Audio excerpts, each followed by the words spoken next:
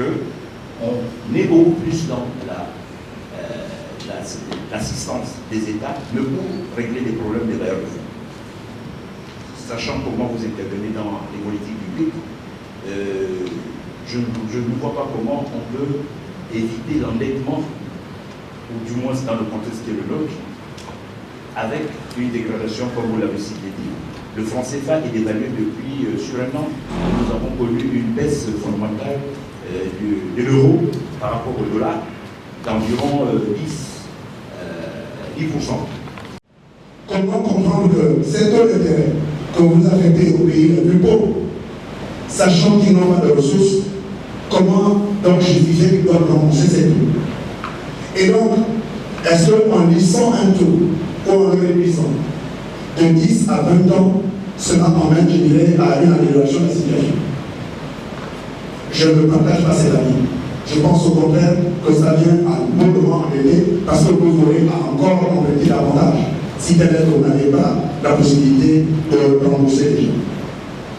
Donc, de ce fait, je pense que ici, au lieu de renforcer les économies, on vient plutôt fragiliser les économies.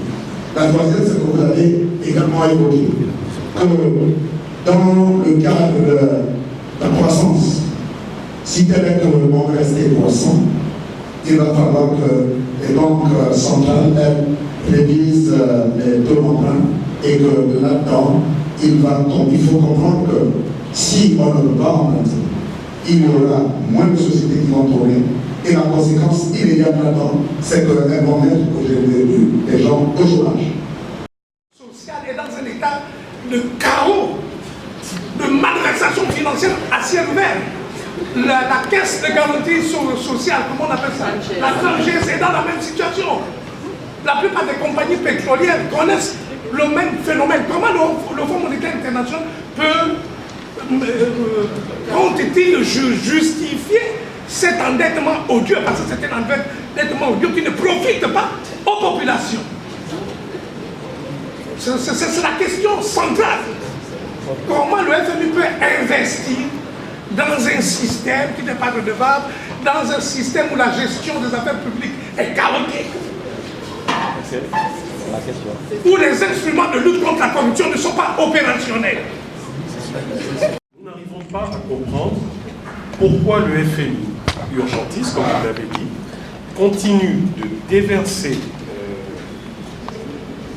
plusieurs centaines de millions ou de milliards, c'est selon la monnaie qu'on utilise, à un gouvernement qui, depuis des années, comme vous l'avez dit, de façon diplomatique, qui n'arrive pas non seulement à respecter les programmes pour lesquels il a obtenu des financements, et dont nous ne savons, dont une partie de ces finances emprunte des chemins dont personne n'a de trace.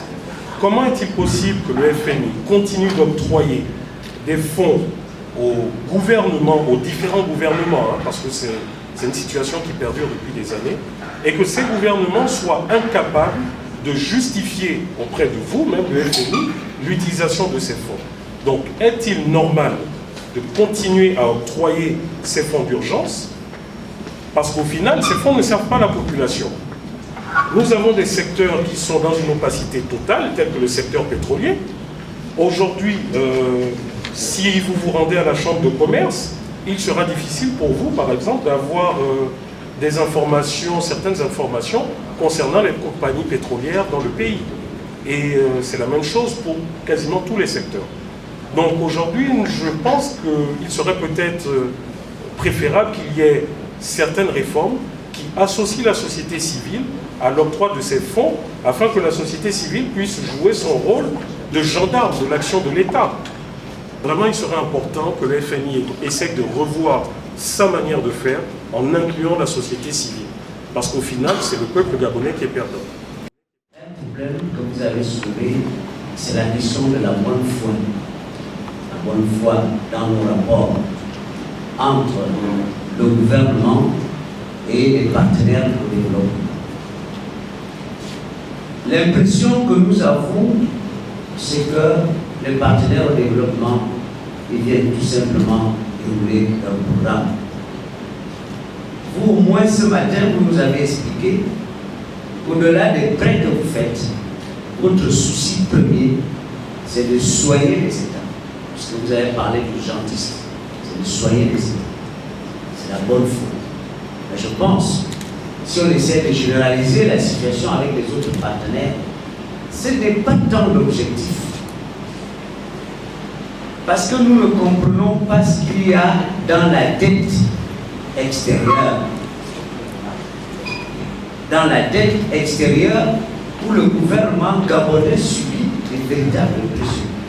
Et ils l'ont dit tout à l'heure, c'est de la société civile, que la dette intérieure ne suscite pas autant d'intérêt, seulement la dette extérieure. Nous ne savons pas ce que nous avons fait pour consommer tant d'argent. Et là-dedans, il n'y a pas que les fonds, le principal, il y a aussi les intérêts. Alors, est-ce qu'on ne peut pas essayer de faire un outil sur cette dette pour vérifier non seulement ce qui a été fait, mais également le comportement des uns et des autres? Parce que la question de gouvernance n'est pas seulement pour le gouvernement. La question de gouvernance, c'est nous tous. La question de gouvernance, c'est les partenaires. La question de gouvernance, c'est le gouvernement. La question de gouvernance, c'est le secteur privé, c'est la société civile.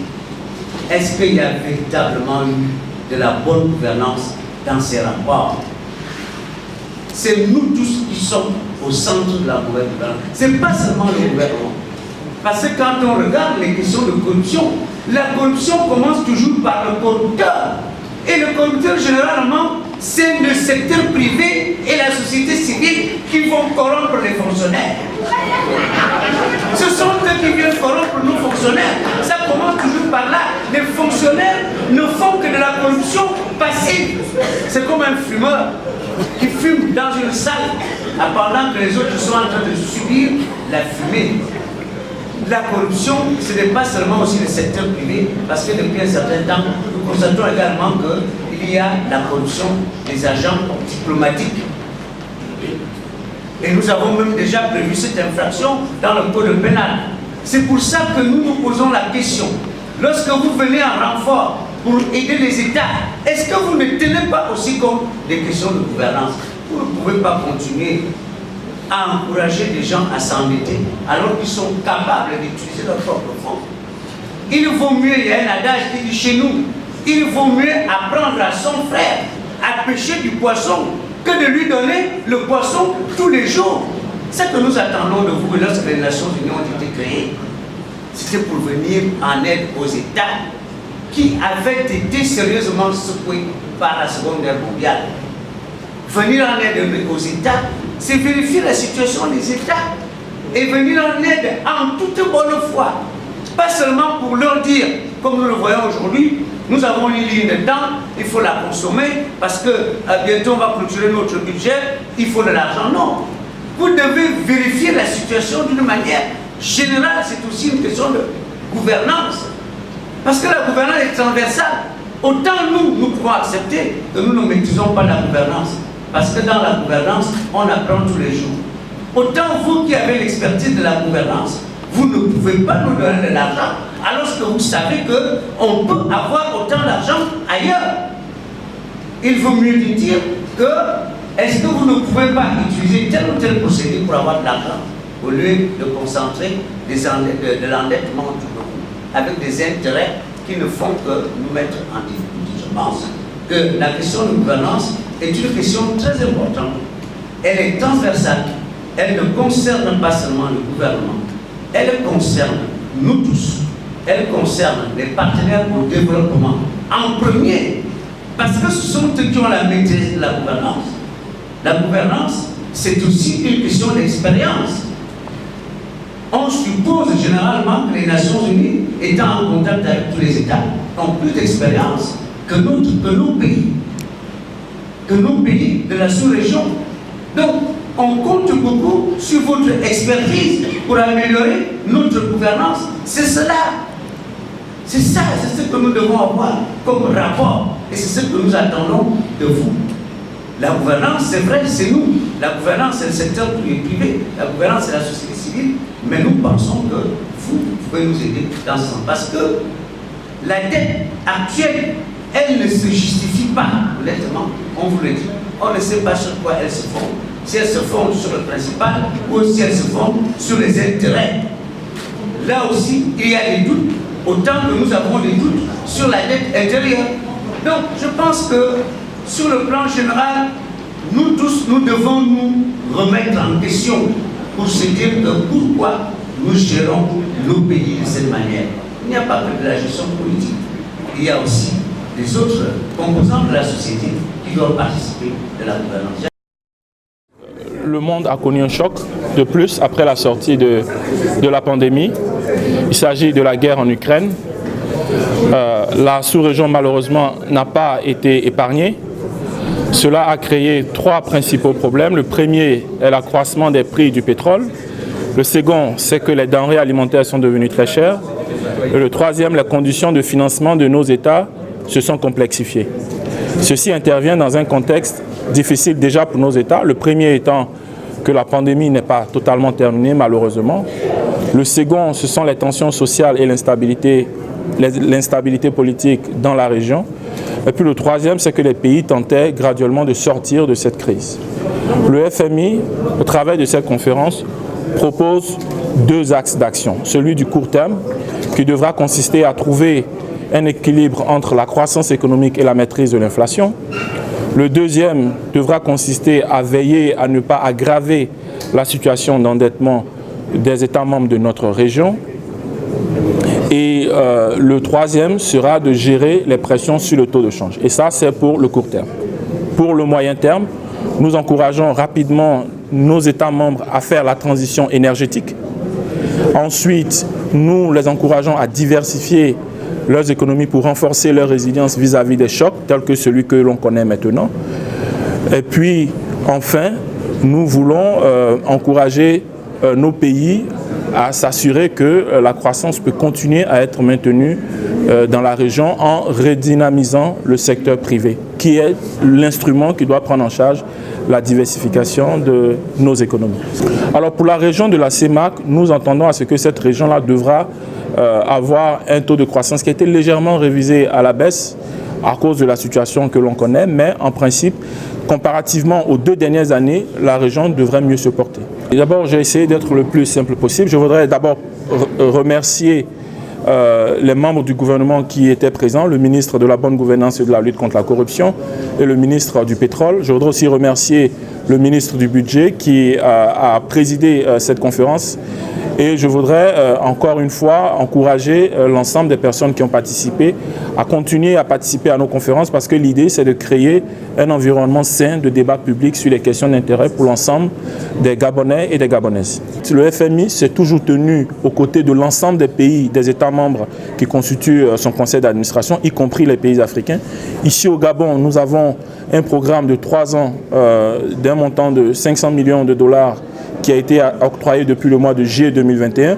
Avant la mise en place de ce programme, nous avons été présents aux côtés du Gabon pour la gestion de la période difficile de Covid que nous avons connue en 2020 et en 2021, avec l'octroi d'un montant de 300 millions de dollars au gouvernement gabonais.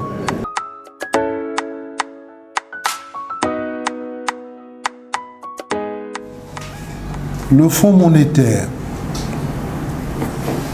doit savoir que le pays est mal géré, que le Fonds monétaire aura de fausses explications que le gouvernement va lui donner pour que les fonds soient débloqués. Mais le Fonds monétaire sait depuis toujours que les résultats qui lui sont présentés n'ont jamais été des résultats vrais.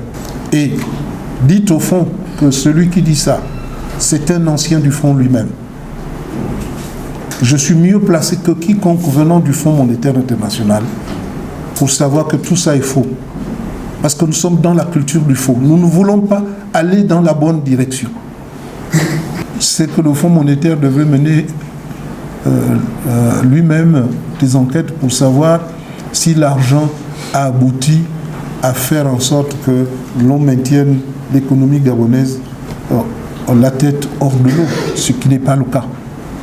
Si le Fonds monétaire attend dans un mois des résultats et que ces résultats, ils pensent les avoir conformes à la réalité, ils se trompent.